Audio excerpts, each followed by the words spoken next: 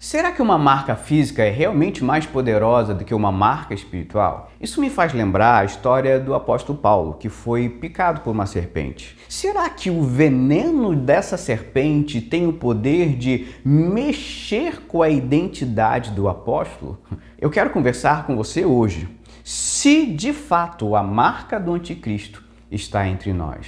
Você acha mesmo que uma marca física tem mais poder do que uma marca espiritual?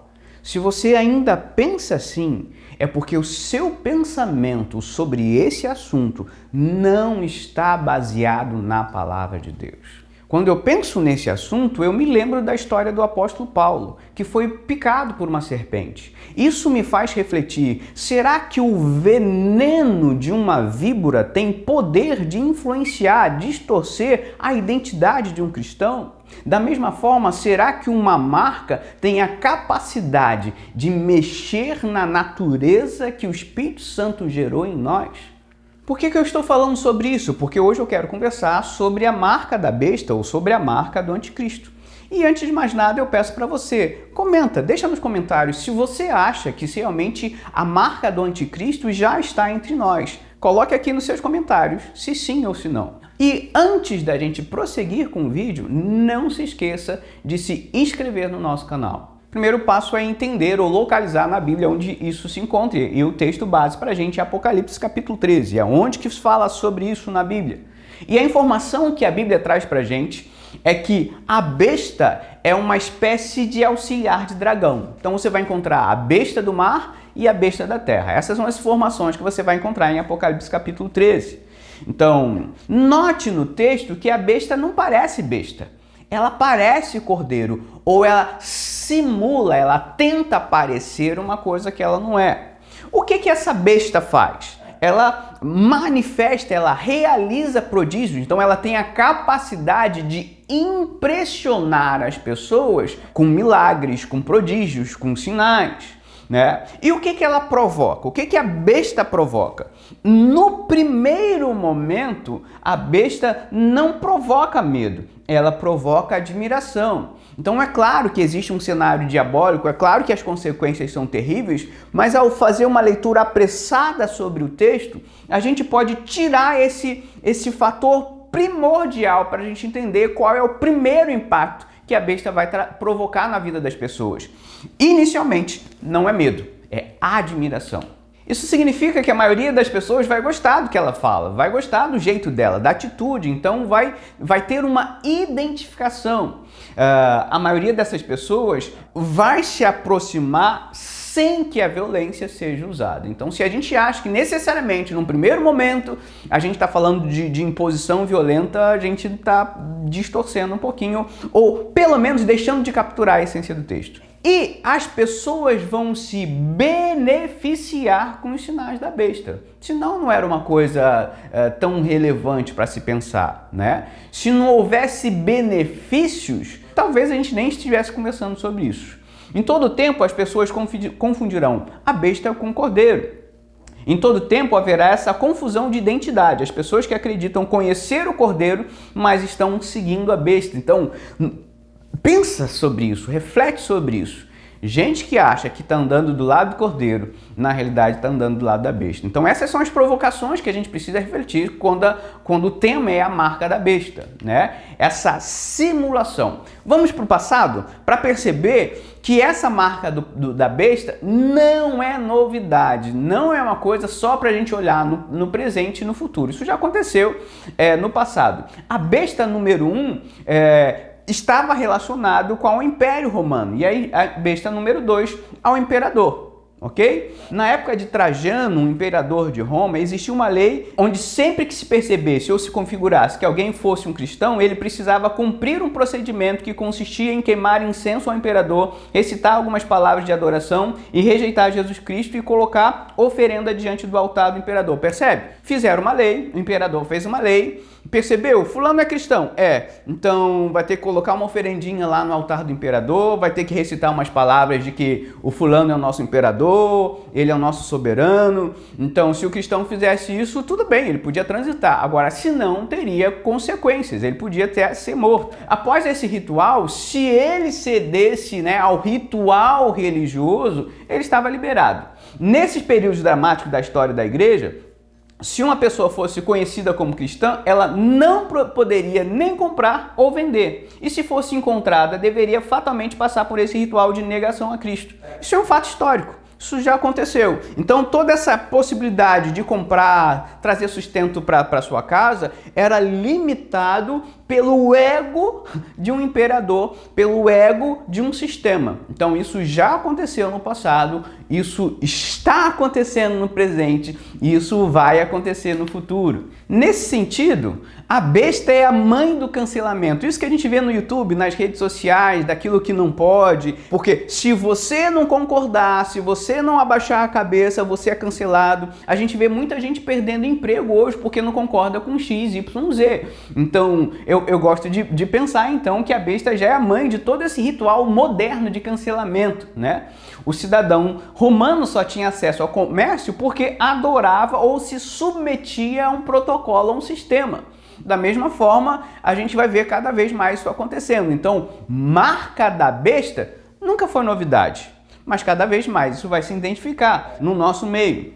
Nesse sentido, a marca que é espiritual justamente traz uma consequência comercial, ok? Ela afeta as nossas relações, mas ela começa como princípio. Então, o que é o 666? Você acha que a marca da besta é uma marca espiritual que tem consequências naturais? Ou você acha que a marca da besta é uma marca natural, física, concreta, que tem consequências espirituais? Se você fosse assinalar, em qual das duas você vai assinalar? Isso define a forma que você vai entender o assunto. Definitivamente, a gente está falando de uma marca espiritual. E aí, enquanto a gente está querendo filtrar um monte de crendices, a gente está preocupado com coisas físicas, com um chip na testa, chip na mão, e a gente não está percebendo que muita gente já está sendo marcado hoje pela besta. Pastor, já tem gente marcada pela besta hoje? Já, e há muito tempo. Desde o início da história, muita gente já foi marcada pela besta e nem se deu conta disso.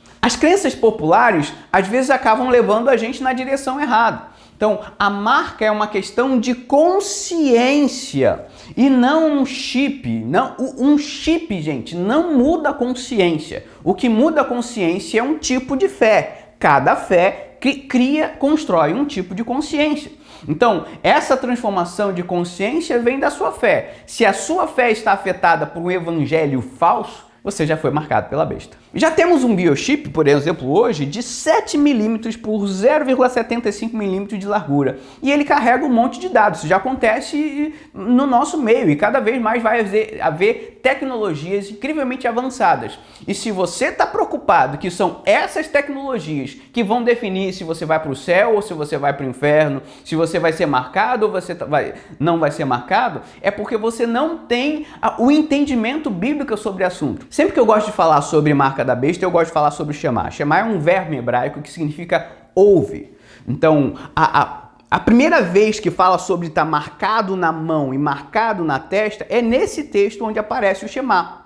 Para marcar na mão e marcar na testa.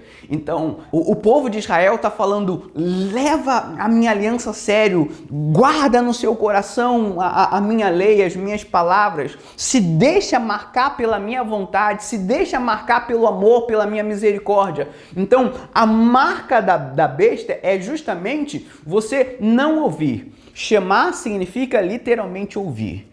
Quem é marcado pela besta? Quem não ouve a voz do Cordeiro. Então não se preocupe com eventos futuros, porque as minhas ovelhas escutam a minha voz. Quem não é ovelha não escuta a voz do Cordeiro. Então o Shema é um convite a eu ouvir a voz de Deus e guardar isso dentro do coração, né? Um chip não consegue ou não tem poder de lutar contra essa coisa de guardar no meu coração. Eu guardo no meu coração o livro da lei. né? Se na Bíblia 7 é o número da perfeição, 6 é o número do homem. No hebraico existe esse movimento. Tudo que é repetido é para mostrar essa força didática, para forçar uma ideia, né? O 6, o 666, é um homem fracassando na sua espiritualidade. É um homem fracassando em crer, porque ao tentar crer, ele só consegue enxergar a si mesmo. Esta forma de vida vai ser cada vez mais exigido, você tem que agir conforme a cartilha, se você não concordar, o politicamente correto ou politicamente qualquer coisa, então se você não fizer tudo que está pensado, tudo que é certinho, você acaba sendo excluído. Sendo assim, a marca da besta tem, por incrível que pareça, tem a ver com a ética de gente que parece ser bonzinho, bonitinho, enquanto tem sorriso nos lábios, enquanto fala bonito, mata e destrói.